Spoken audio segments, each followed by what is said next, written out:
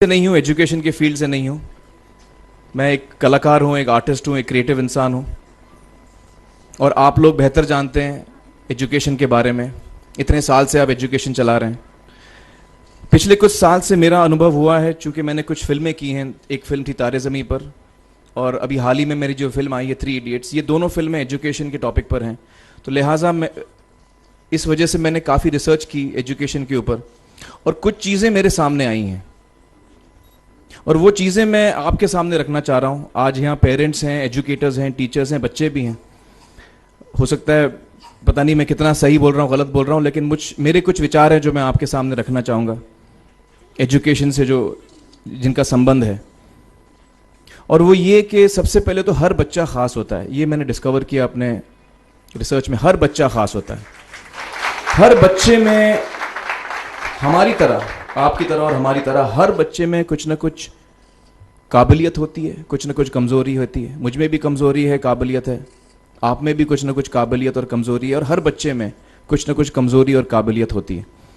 और हमें as parents, as elders, as education system, हमें हर बच्चे की खासियत को पहचानना है, उसे मदद करनी है। उसकी क्या खासियत है, उसका क्या दिल चाहता है, उसे किस चीज़ में खुशी मिलती है, वो हमें उसको हेल्प करना है कि हम उसको वो ढूंढ सके, और उसमें हमें सपोर्ट करना है। और जो उसकी कमज़ोरी है उसमें हमें उसको सपोर्ट करना है।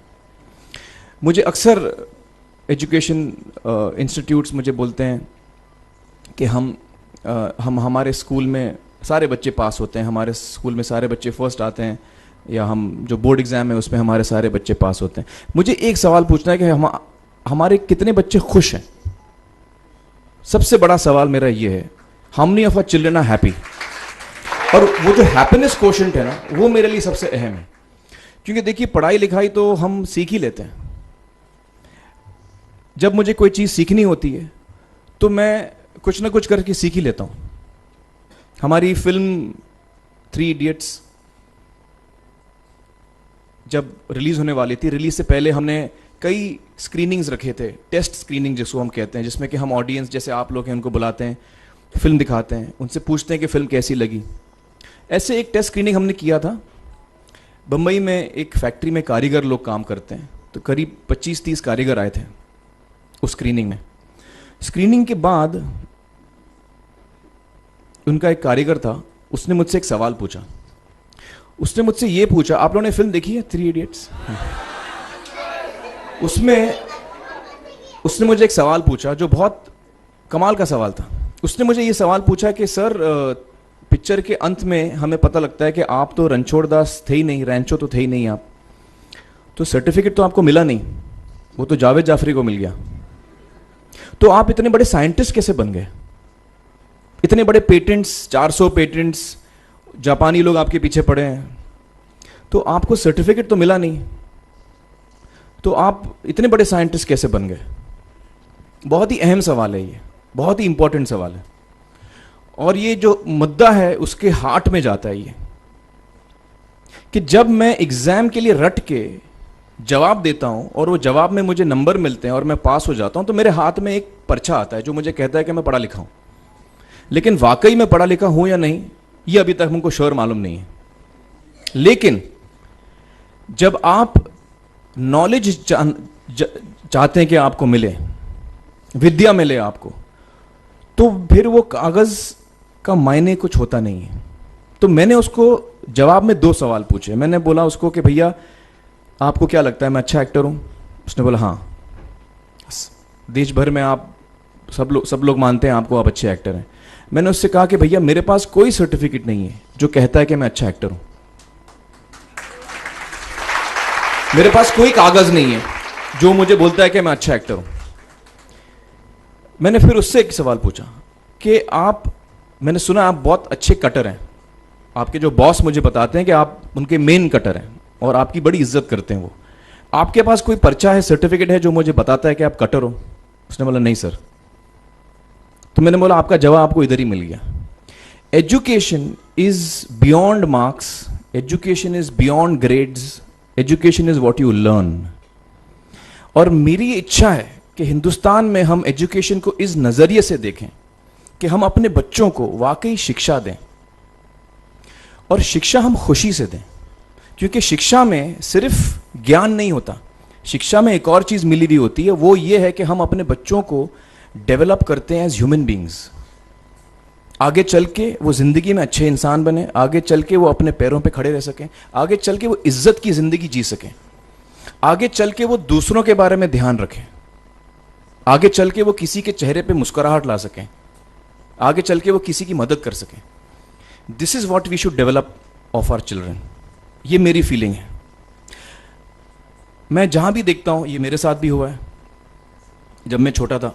जब से हमारे बच्चे छोटे होते हैं, जब से बच्चे पैदा होते हैं, बच्चा घर आता है, हम बच्चे को पूछते हैं भाई मार्क्स कितने मिले, फर्स्ट आया कि सेकंड आया? वो बोलता है सेकंड। सेकंड आया तो अरे फर्स्ट नहीं आया, डांट पड़ती है उसको। जो बोलता है मैं 10th आया तो उसकी तो हालत ही बुरी हो जाती है। बच्चे को लगता है यार ये फर्स्ट आना बड़ा जरूरी है। उसको रेस में हम पूछते हैं तुम रेस में फर्स्ट आए कि सेकंड आए? में हम उसको बचपन से, जब से वो केजी लोअर केजी में होता है, जब लोअर केजी में रेस होती है, चमचा मुंह में लगा के उसमें नींबू डाल के भागते हैं। उसमें भी हम बच्चे को पूछते हैं अरे मेरा बेटा फर्स्ट आएगा, ला, ओ बेटा मेरा फर्स्ट आना, मतलब पेरेंट्स चिल्ला रहे हैं बेटा भागो, मतलब नींबू लेके भागो। तो उसमें होता क्या है कि बच्चे को लगता है कि यार ये बड़ा जरूरी है। मेरे पेरेंट्स को हमेशा, मेरे पेरेंट्स मुझे एक ही सवाल पूछते हैं, मैं फर्स्ट आया कि नहीं। उसके जहन में ये बात बैठ जाती है कि मेरे को अव्वल आना है, मेरे को कंपीट करना है, मेरे को बाकी लोग से आगे निकलना है। टीचर्स भी यही सवाल उसको पूछते हैं आमतौर पे। ये मेरे साथ हुआ है। होता क्या है कि जब वो बच्चा 21 साल का होता है तो वो बड़ा सेल्फिश हो जाता है, और उसको सेल्फिश हमने बनाया, हमारे सिस्टम ने बनाया। वो अपने बारे में सोचता है और किसी के बारे में नहीं सोचता, क्योंकि यही हमने उसको ट्रेन किया बचपन से। बचपन से हमने उसको यही ट्रेन किया कि बेटा तुम पहले आना, बाकी सब लोग को भूल जाओ। तो जब वो नौजवान बनता है तो उसका नजरिया सोसाइटी की तरफ यही हो जाता है कि भैया मुझे आगे बढ़ना है, बाकी सब बाय हुक और by crook I must succeed, I don't care about anybody else. मेरा ये दिल कहता है, मेरा ये दिल चाहता है कि अगर हम जितने यहां पेरेंट्स हैं, एडल्ट्स हैं, यंगस्टर्स हैं जो कल जाके पेरेंट्स बनेंगे, अगर हम अपने बच्चों को ये सीख दें जब वो छोटे हैं, जब वो घर आए हम उसको ये सवाल पूछें, ये नहीं पूछें कि मार्क्स कितने मिले, उसको ये पूछें कि बेटा आज तुमने किसकी मदद की, आज तुमने किसके चेहरे पे मुस्कुराहट लाई। अगर हम उसको ये पूछें तो उसको ये लगेगा कि यार जरूरी ये है। मेरे पेरेंट्स मुझे हमेशा ये पूछते हैं, मार्क्स का तो कभी पूछते नहीं, वो मुझसे ये पूछते हैं कि भैया तुमने किसको हेल्प किया आज। तो हेल्प करना लोगों को, लोगों के बारे में सोचना, लोगों के चेहरे पे मुस्कुराहट लाना, ये मेरे पेरेंट्स के लिए बड़ा इंपॉर्टेंट है। साइकोलॉजिकली वो इस चीज़ के साथ बड़ा होगा। स्कूल वही जाएगा, पढ़ाई लिखाई वही करेगा, वो उसका नज़रिया थोड़ा बदल जाएगा। जब वो बच्चा नौजवान बनेगा, 21 साल का होगा, और सारे बच्चे उस उम्र के जब 21 साल के होंगे, हमारी सोसाइटी चेंज हो जाएगी।